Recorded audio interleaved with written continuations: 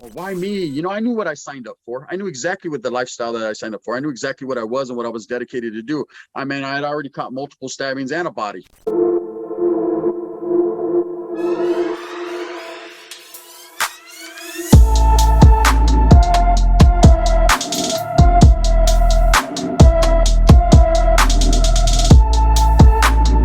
Where did you get shipped from when you left confinement out of Tracy? So they shipped me from there to Corcoran, old Corcoran. I heard that place is off the chain, bro. It was, and I got involved in a couple removals there, meaning that I removed a couple degenerates off the yard, a couple people that were in bad standings or people that were about to be put in bad standings.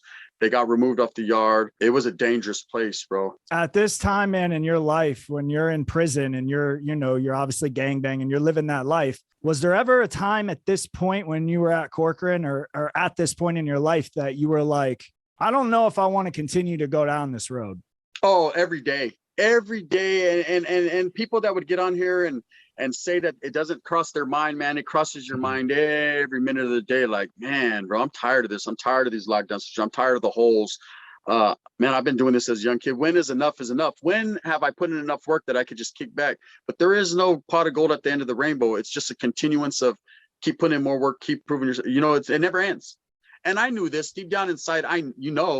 But you're like, you talk to yourself. You're like, when am I going to let this go? You know, but it's basically a fight between you and your inner self. You know. Yeah. I don't know, but I could imagine. Yeah, but you know, that's what it is. It's one side of yourself saying, man, let it go already, you know, and the other side of yourself saying it's all about pride. At the end, it's all about pride. You know, you have to look at yourself in the mirror every day as a man, and it's like, can I look at myself knowing that I shamed myself or I shamed my friends? And then there's a lot more that goes into it. You know, you have a neighborhood back home that you have to go to. You have friends, family that, you know, what are they going to think about me? Are they going to think I'm a punk? And I don't even think about all the other things that I've already done to this point. I was only thinking about that day in particular. You know, this one day right here could end all that. None of that will count anymore. And you fight. It's an inner struggle. You fight, and a lot of people do it, but there's a lot of people that just go all the way, and eventually you'll end up catching life or doing whatever you do, and it is what it is. You know, there's no get backs. Now you're out of chances. But so it crossed my mind, but I ended up paroling from there, getting out of there, and this is where it takes another turn. So I get out. Now I've been in prison, and prior to that, I had went to prison out of state.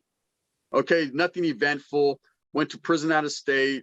There was a few Norteños there. We didn't function like that. This prison was totally different. It was like kind of everyone on the yard just doing their thing. It wasn't really gang orientated.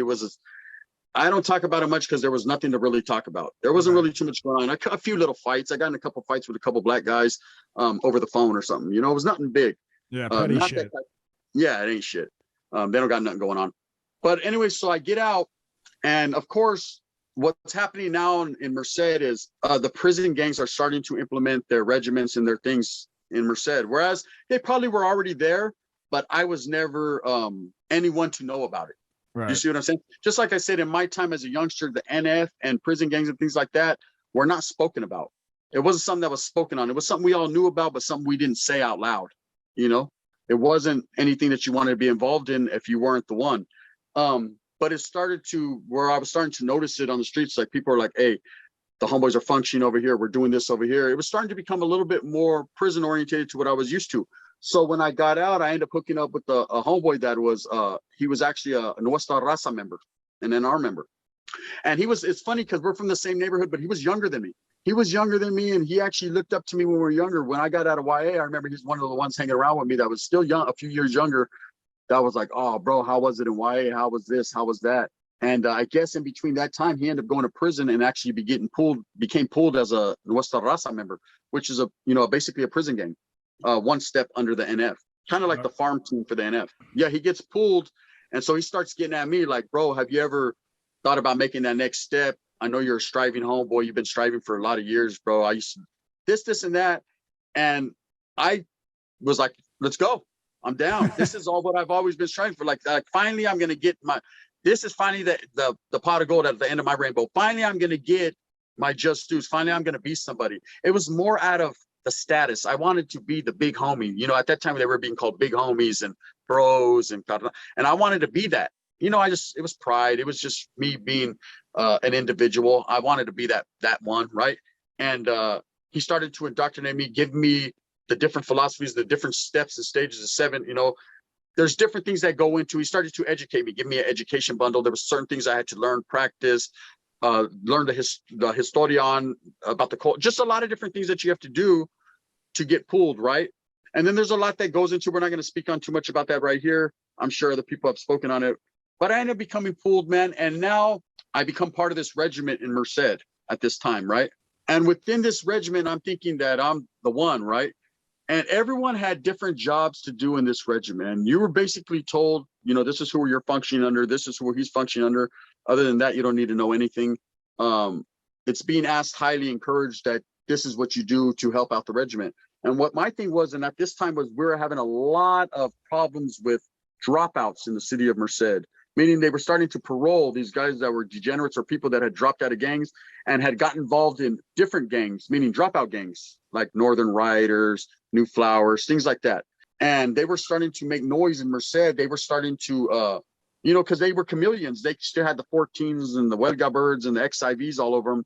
So they would get out and homeboys that didn't know better would still embrace him as a homie. And then they'd go in there, lay him down, rob him, whatever. They were banditos. They were scandalous characters. So we were having a big influx with that happening in the whole Central Valley. So my job was to weed these guys out and make sure that they weren't an obstacle no more, right? So, of course, I got me a little crew of Norteños together, well-trusted individuals, most from my neighborhood, little homies I knew. And we were out there just basically knocking heads. We were out there looking for these guys. We were relentless, bro. We were pretty relentless. And it's funny because I ended up, years later, being on the other side where I'm no longer active, right?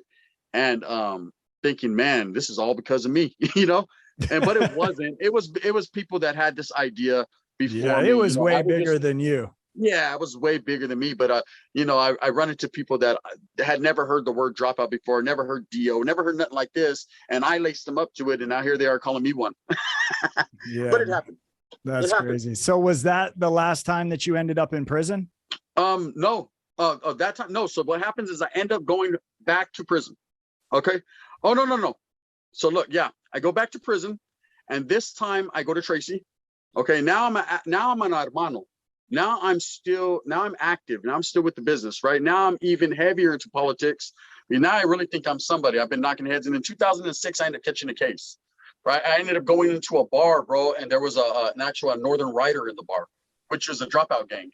And I ended up identifying him in the bar. He had been someone we were looking for, and I broke a glass over his head and stabbed him in the face. And I ended up, so I ended up going on the run from there. And the story goes on forever, but I ended up in Mexico, in Juarez, Mexico, on the run with a friend of mine. We end up coming back. I get locked up. They have the task on me. They come to my house, kick the door in, get me. So now I'm in the county jail, and I'm functioning active Norteño at this time. And I take my case, which is they end up giving me a deal for 4 years. For assault 2, GBI, great bodily injury, whatever. I get 4 years, which is a good deal, because I was going to look at way more. And this guy, he made statements, I got the discovery, and the NF's trying to kill me. They got a hit out on me. This guy works with them and this, whatever. So I end up getting locked up. They sent me straight to Tracy. I get to Tracy. Now my status is different because now I get within the COC, which is the household, which is basically the chain of command within the household. Being an hermano, you're obligated, bro, when you're in prison to establish. Of course, Tracy's already established. It's already a stronghold for us. So I kind of obligate myself to get within the COC, kind of get within the household, not necessarily a shot caller. I was never that. But what I was within the household, the inner workings of making things happen, moving and grooving. So I get there. I end up becoming a building channel at that time with the BC, which is basically the one in charge of the building, but I'm not doing nothing but shooting a whole lot of doing a whole lot of writing and shooting kites back and forth. And various things happen there, a few removals, whatever the case may be. I end up going to Lassen Yard, which is in Susanville. So what had happened at Susanville was this time Susanville was also on the list as a no good yard, being that it was a 50-50 yard at that time. And they started to flip it because the Woods, the skinheads, and the ex-Northerners that were there were getting into it over tobacco, I guess. So what administration wanted to do, because they kept going at it, was they wanted to take all the non-active Northerners off that yard and put all active Northerners on that yard. You know, two different Yeah, like groups. flip the camp, kind of. They flipped it. Yeah, they flipped it to an active yard. So what happened is I went straight from Tracy to the hole. We're being put in the hole, and there was about 80 of us in there. We're being told that we're going to actually go to the yard, but we got to wait till the last of the ex-Northerners are shipped out, right? So the moment they do that, they fucking divide us into, you know, whatever they're going to do, and they put us in the buildings. And we're there. We're starting to function. There was one guy that said he was an NF member at the time. I don't want to say his name, but he was back on walk alone, back in the hole, looking at going to the shoe. And so he was pretty much the overall, that was his yard. So he put everyone in position he wanted to put him in, and whatever the case may be. And get there on the yard. And I noticed right from the gate, maybe not even a month in, that something ain't right. Something ain't right. Everywhere I've been up to this point, Norteños carry themselves with a certain amount and level of professionalism. The way we've always, very militant. Our workout regimen is rivaled by the United States Army. Like I said, everything was done to the T, you know, everything, safety and security counts, to get into the details, man. I'm sure you've heard it before from other people. It just goes deep. You know, there's a lot of underlying layers that happen. Very deep. Yeah. So I'm seeing a different aspect on this yard. I feel like I just got to a degenerate yard. I feel like I'm at a yard where they're not really functioning up to par. Okay. And so I started to be inquisitive. I started to ask questions and kind of figure out what's going on here. Right. And me having status at this time, there was a few hermanos that were there. One of them was basically had the yard. Then there was me, and there was another one, and that was his sidekick. I started to realize that there was dope being used on this yard. Now, in the Norteño movement, man, we are not to use hard drugs, period, in prison, jails, anywhere. It's not adhered to. Even if you're getting high on the streets and certain homeboys find out about it, you can get removed, you can get whacked, you know? She's not supposed to indulge in hard drugs, something we don't do. And a lot of people do it on the cuts and in the unders, you know, but keep it there in your cell. Don't let anyone find out about it. But they're doing it openly and freely. I'm starting to notice, you know? And so I start asking questions, and just in the gangster lifestyle, man, if you ask too many questions, you're not going to like the answers you receive. And it's a good way to put it. I basically get put on radar, bro. I get put on the radar as far as this guy's trying to rock the boat. Whereas there was a lot of Northerners there that agreed with me, young homies that were like, yeah, bro, we ain't supposed to be doing this. We know something ain't right here. But who are we to tell these guys they're fucking part of a prison gang, you know, anything? They just weren't in position to. Little did they know that these guys didn't hold any more status than they were. They could have voiced their opinion, but everybody was scared to. But I wasn't, because I was part of the prison gang at that time, right? So, I started to voice my opinion, like, bro, this ain't cool. I don't like the way this is going. I'm going to strike this up to the bay. I'm going to get at the proper channels. I had already got at the guy in the back that was running the show, and he was getting big old fat knots sent back to him back there, so he wasn't tripping. You know what I mean? Yeah, he's getting that money from him. He was, big old knots, and plus he was getting high, so he was happy, So he was like, everything's functioning perfect, according to him. Later on, to come find out, I found out he was a degenerate anyways. He was undercover just back there getting high, running the whole show, and he wasn't nobody anyways. And it happened like that a lot. You can't figure out who was who, So I start to voice my opinion a little too much, man. It comes a point where I'm with my cellie and I get a wheeler, and it's saying that they needed me to assist the household in doing a removal. Okay, and I question this, and I'm not necessarily saying, I want to clear any air for anyone that gets any misconceptions. I didn't question it like scariness or why me. I knew what I signed up for. I knew exactly what the lifestyle that I signed up for. I knew exactly what I was and what I was dedicated to do. I mean, I had already caught multiple stabbings and a body, so it wasn't nothing new to me. Of course, I'm not trying now to it is new though. Now it's kind of new though, because now you're having your brothers on dope sending you on missions. And exactly, my brother, exactly. You hit it on the head. What I figured, my reasoning, my way of thinking was they're not necessarily wanting me to do this removal because, as a part of the household, as doing something that's going to help the household forward. They're trying to kill two birds with one stone, Big Mouth is getting me in trouble. They're trying to get me out of the way and get this guy out of the way in the process, figuring. So I question it in the way of, bro, there's I'm at this time, I'm a few months to the gate, like I'm like, well, not a few months, but not compared to the guys that are doing life in years, like I'm going home soon. Yeah, you're a short timer at that point. Short timer, bro. I'm like, why would you put another brother in that position, bro? I'm more valuable out there than I am in here. Like I could establish a regimen. I'm going out there. I'm not saying all this to them, but this is what I'm thinking. I just basically get at them like, bro, there's a lot of fucking young Northerners that ain't never did nothing, been anywhere, jumping up and down, raising their hands to do removals. And you want me to do it? I'm not saying I won't. I'm just questioning the motives behind this, you know? If they would have simply said, man, it's just being asked by the household, bro, it's all love. It's just what, bam, I'd have jumped on it, right? It was the fact, the response that I got was like, oh, are you saying you're not going to do it? You know, kind of in a threatening manner. Yeah, yeah. And that made it click for you. Yeah, you're not supposed to threaten your own brothers. You're not supposed to threaten your own people, right? So I said, now I feel like I'm being threatened. So I'm kind of like, I shine it on for a couple of days. I'm already plotting and planning like, okay, it's going to get ugly, you know? And sure enough, I have a young Celly, he's a young Northenian, a young Northerner. He's striving, you know, I'm educating him, lacing him up, chopping it up with him. He's a good dude. And he gets a wheelah for his eyes only. Okay. So what's a wheelah? A wheelah is a little missive, a little kite. A little kite, another word for kite. It's dropped under his door. It's dropped under our door. Now, one thing that anyone knows that's been incarcerated in California in the Norteño movement, I don't care if it says it's for his eyes only. There ain't nothing he's going to read in there. I don't care if it's a letter that I'm not going to put my eyes on, because I need to see everything going out and everything coming in. And likewise, he needs to do the same thing. If I'm writing a letter to my family, he needs to scan it. Not necessarily my letter, but I didn't know that.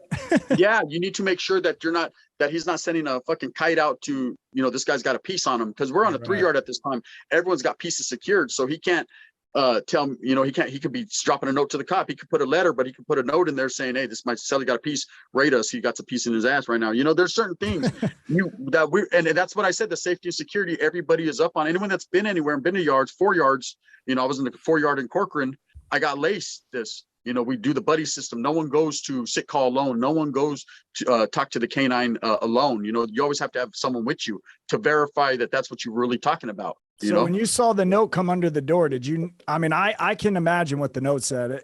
I would think it would be telling your bunkie to get you. Exactly. So when the note comes under the door, and it says for your eyes only, right? That right there in itself, I knew. So my celly reads in, he starts he has a shocked look on his face, but he's kind of laughing. He's like, look at this shit. So, you know, by this time we're already like brothers, man. You know, when you got a relationship, I don't know, you've never been incarcerated, but or in a gang, but when you got a relationship with a celly, you become like brothers, you know? So, you know, no, definitely. Even if you're not in a gang, you always look out for your celly. If he's good, you know what I'm saying? Yeah, it's a good dude. So he actually gives me the weed. I'm reading it, and they're talking about, man, that you know, for various reasons and all these various violations I've done, that he needs to hit me, right? And so I told him, well, what are you gonna do? You know, I'll never end anyone else's career, bro, that's striving. If you feel you need to get off now before I fucking do my drop, because I'm gonna drop my piece and we're gonna get off. You know what I mean? Yeah. If not, I'll tell you what I'm gonna do, right? And he said, what are you going to do? He thinks I'm going to get off on him, but of course I'm not. I said, bro, I'm going to get off on the people who shot you this wheelah. That's what I'm going to do, right? I said, I don't like this guy anyways, on a personal level, not on a Norteño level, on just a personal level. I can't stand him, right? Yeah. I don't like the way he's getting the homeboys on dope. I don't like the way he's proceeding. To me, it seems like he ain't a nobody or nothing. And you know what? I know it's going to end my career. I know my career's over for this, but I'm going to go out on my shield, basically. I'm going to go out the way I came in, which is fighting, you know? And it is what it is. Now I know that red on red is what it's called. It's a violation of the Norteño movement at that time, meaning that we were not supposed to do any red on red, especially in prison, you know. But it's just, my career was basically over at the time. I mean, they're asking someone to hit me, and I've had a lot of people question me on it when I've told my story, and they've said, well, why didn't you just go back to the hole and fight it? And yeah, well, who was I going to go back to? The guy back there was too smack back for me to even communicate with them. It wasn't it wasn't that simple as anyone thinks. Every situation is different, you know? It's always easy for somebody looking in, bro. But when you're in that cell and you're faced with that shit, like, you got to make a quick decision. Sometimes it's not always right, and it is what it is. And you move on. I've had people tell me, well, you should have just did the hit. Man, no, I'm a man of integrity. I'm a man of morals. I'm a man of values. When you're instilled as a Norteño with these certain morals and these values, and you're indoctrinated for years and years and years, and you're told that drugs are not to be used, then you don't fucking use drugs, period. You know, that's what I was on. I was on I was right, bro. And I knew I was right. And I was going to hold it down for my beliefs, even if it ended my Norteño career, because my beliefs and the morals I had within me were more bigger than that, bro, to me. And so me and my celly, the next morning, man, we come out of that cell and they're shocked. The couple guys, and I know who's who and who sent this wheelah. He's kind of shocked when he sees us going to chow, because what am I doing there? You know? Right, And right. then him and his little sidekick kind of walk up on us, and they're like, "Oh, what's up?" You know, he's kind of looking at my cellular like, "What's going on here?" And I just turn around and hit him, and we get off. No, I don't hit him with a piece. I just, you know, was hands on. I just got off. We didn't want to get caught up. We flushed our pieces that night. We just didn't want to get, you know, a new case like that. Right. So we get off. He gets off, and the other guy get off. A couple more Northerners run in, and they don't know what to do. Who's in the right? Who's not? Of course, they start back in his play because they know he's, you know, the one. And that was it, man. They take us to the hole. From there, my career was over, bro. It was over. I was no longer an active gang member. I remember that day was the hardest thing I ever did in my life. I remember getting in that cell when they finally stripped me out and they put me in that cell. And I looked in the mirror and I was like, I had a tear in my eye. I said, man, everything to this point I've done, all the hardships that I went through, all the struggles, all the blood, all the stabbings, all the getting stabbed, the battery pack, going as a youngster out to that country, doing a murder for the cause, doing this, doing that, it's all for nothing. And they're going to look at it like you're just another pawn in the game. You're nothing, you know? And it's a bad feeling, but you got to harden your heart and be like, you know what? I'm something regardless of that. And that's what it was, bro. From there, what they did was I end up being in the hole there, and they have a thing which is called the debriefing process. Okay. So they get me there and they're like, hey, we're going to need you to debrief on that. And now you got to understand that this yard, it was maybe 4 months after I had gotten to this yard, three to 4 months. So it hadn't really, like, I knew a few things. There was things I knew. And I could have easily been like, this is who's doing this and this is who's doing that. But they really kept me out of that loop because I was strictly against the dope. So I pretty much knew who was running the show, but I didn't know anything other than that. I was pretty You much didn't know the inner workings of the dope game. Yeah, I didn't know the dope. There was nothing I could give administration really. I could say the Northerners are doing dope, but you know, I'm not no fucking, that's not my, and still it's not my, you know, you don't just one day have be a Norteño and then the next day be a rat. It just doesn't transition like that. That's not how it works, right? I still have my pride and my beliefs, you know, as far I'm still basically, yeah, I know I just got off on a homeboy, but I'm still loyal to that flame. That flame's still burning inside me, regardless if they think I'm good or not, you know? So I get there and I'm like, they're like, you got to debrief to go to the SNY yard. And I said, well, I'm not, what is the SNY yard? They're like, oh, it's a sensitive yard. I said, no, I ain't. What's the makeup of that yard? You know, well, I've never heard about this really. You know, and I knew about, we had talked about it, you know, that's where all the rats and the rapists is and this and that, and that's there. And I was like, you know what, is there any other options here? And I just yeah, what's plan B? Yeah, what's plan B, bro? I'm not trying to go that route. That doesn't work for me, right? And they were like, well, there are things called 50-50 yards, but we're going to need information if you're going to go there. They were using that as like a pawn piece, like you're going to give us something to go there. And I was like, man, I really ain't got nothing to give you. And they said, well, look, what you're going to give us is an autobiography. If you give us your life story, basically tell us your life story from you were a kid, basically what I'm doing right now, you know, without saying too much, without saying names and inner workings. If you could tell us your life story up to this point, we'll take that as an autobiography. We'll take that, you know? Yeah. And so, of course, I omitted a lot of names. I omitted every name, and I omitted the fact of my status or what I was. And just, I was basically a Northerner, I said, and this and that. And, the gang coordinator at that time came to my cell, threw it against my window and said, this is bullshit, right? And you need to rewrite this. I said, that's all I got for you, man. He was like, well, I don't know where you're going to end up. I stood there for a few months, and then they ended up sending me back to Jamestown, which was funny because I ended up getting off there the first time. And they ended up sending me there, bro, and it's a 50-50 yard at this time. It ended up flipping, I guess, years later. I guess, I don't know if they flipped it back to active or something. I don't know what it flipped to, but it's a 50-50 yard. And now, the same yard where I got off on, I ended up going there and then just staying there because it was a 50-50 yard, meaning it was non-active Northerners and everybody else was still active, you know? So there was a lot of things still going on, bro. It wasn't like the non-active Northerners there weren't still about their business. We just weren't functioning under NF, you know? So was that the last time that you ended up in prison? Yeah, that was it, bro. That was it. That was, so after that time, what happened, I did go back for a violation, and I ended up doing a little bit of time in Tracy on that and then just getting out, you know. What was the hardest thing getting out, man? And obviously now you're doing good in life and you're staying on the straight and narrow. What's been the hardest thing for you doing that? Sure. Well, trip out on this. Let me tell you, first day out. So I get out, I end up going to Jamestown, like I said, and I end up getting out. First day out, you know, anyone that knows, first day you have to go check in with your pro officer. Right. First damn day out, I'm in the pro office. I'm sitting there. An active homie walks in. He sits down. I mean, I've been out hours, and he tells me, he looks up at me. He recognized me. He goes, what happened in Susanville? I said, oh my god, they already know. They already know, right? Bro.